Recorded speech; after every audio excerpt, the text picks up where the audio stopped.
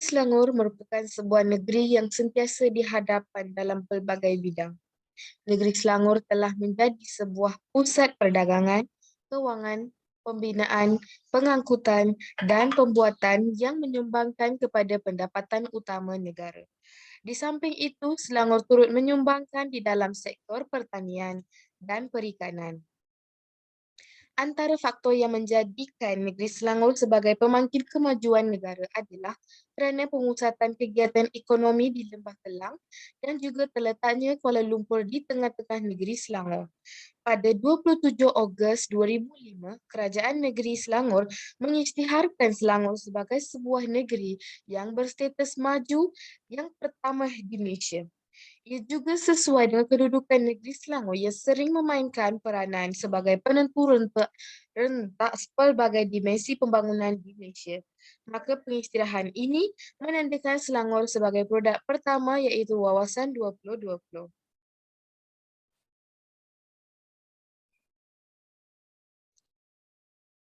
Peranan orang-orang besar di Selangor.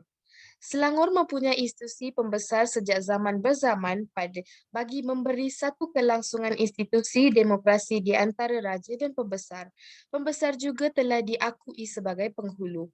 Penghulu pula satu institusi pentadbiran tradisional yang telah wujud lama iaitu sebelum memasuki jajahan kerajaan British.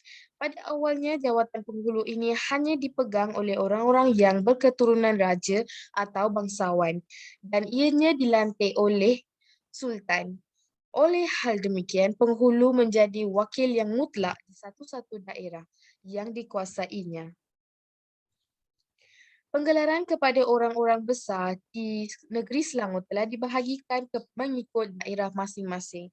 Orang besar atau penghulu di Kuala Selangor bergelar Datuk Pekawa Tua, Langat digelar Orang Kaya Mahabijaya, Ulu Langat bergelar Datuk Ungku Ulu Langat, dan Kelang bergelar Datuk Kaya Kelang. Kandungan jelasan yang terkandung dalam Undang-Undang 99 Perak dan terhimpun di dalam peranan peraturan nasihat bagi Ikatan Raja-Raja dan panduan orang yang diamalkan dalam negeri Selangor.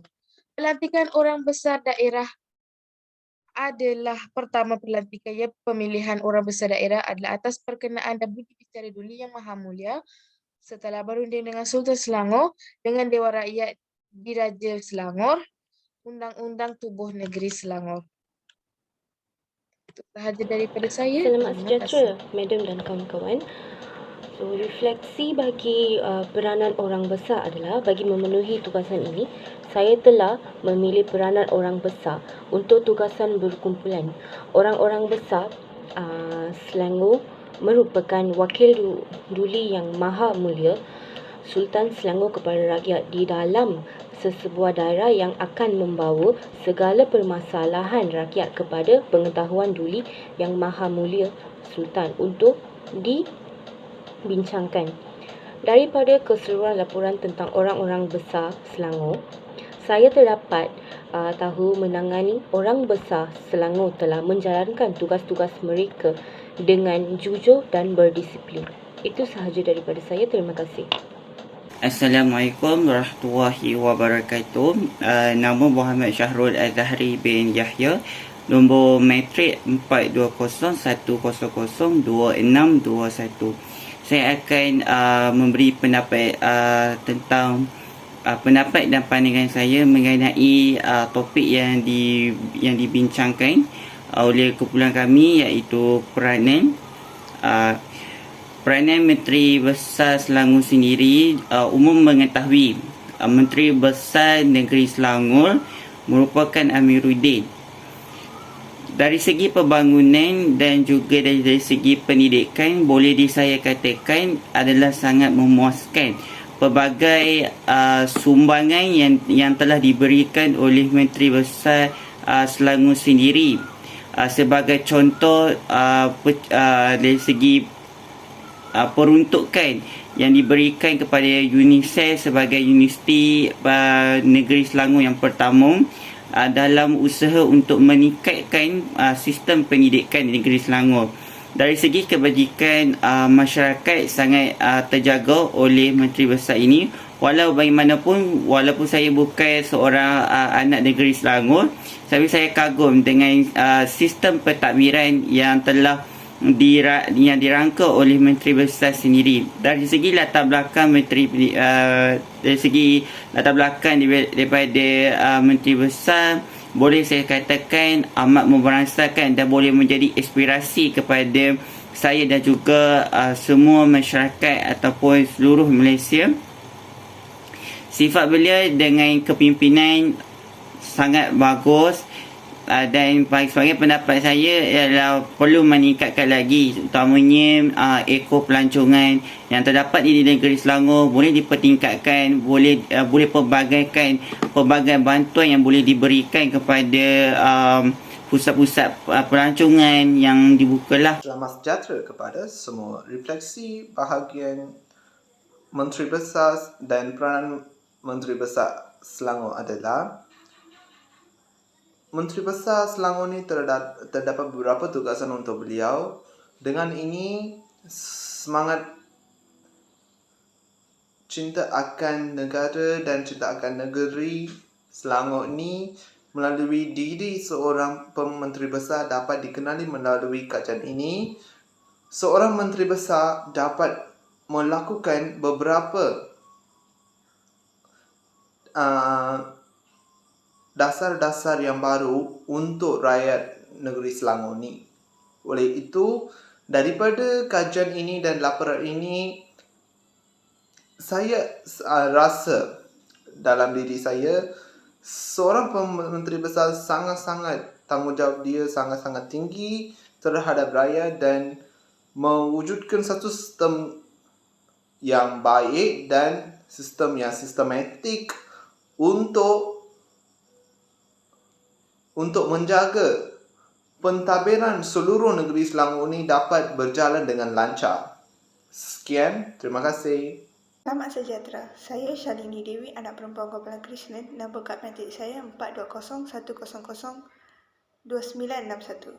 Pada pandangan saya, institusi diraja di Malaysia dan khususnya di negeri Selangor merupakan suatu simbol perpaduan rakyat berbilang kaum di bawah naungan Duli Yang Maha Mulia Sultan Selangor sebagai Sultan dan yang dipertuan di negeri Selangor yang bertuah ini. Kerajaan negeri sememangnya peka dan mengambil kira tentang apa-apa kenyataan yang dibuat oleh mana-mana orang terhadap kedaulatan Institut Diraja Selangor, sama ada dalam media cetak ataupun di media elektronik.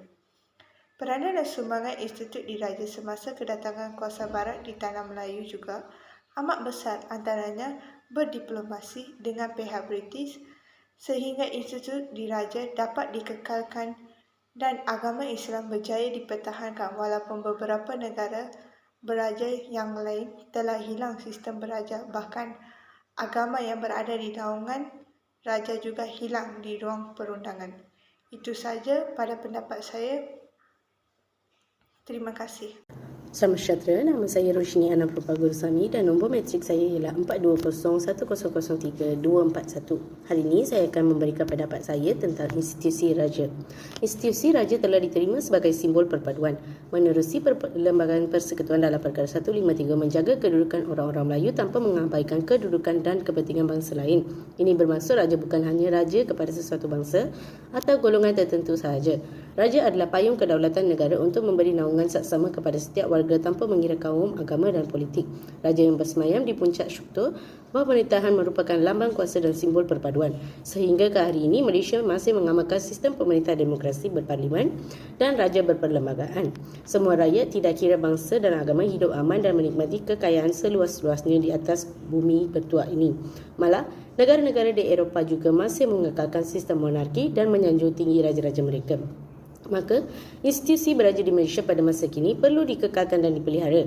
Terdapat dua sebab utama institusi raja ini perlu dikekalkan. Pertama, sebagai kesinambungan agama, budaya, adat resam dan cara hidup.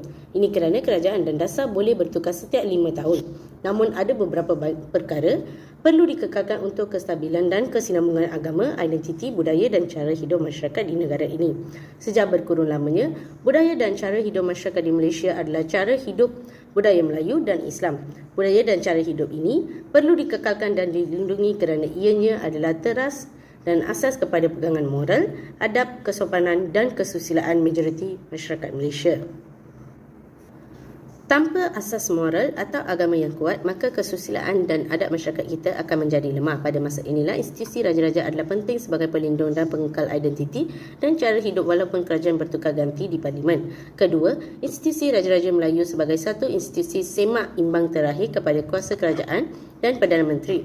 Walaupun sistem republik tanpa institusi beraja akan mewujudkan sistem demokrasi total dengan kuasa rakyat, namun sejarah pernah membuktikan di serata dunia yang sistem demokrasi adalah terdedah kepada salah guna kuasa dan korupsi serta pemerintahan diktator akibat daripada pemusatan kuasa yang mudah dibuat dan dengan manipulasi pendapat awam. Dengan ini, itu sahaja pendapat saya tentang institusi raja. Terima kasih.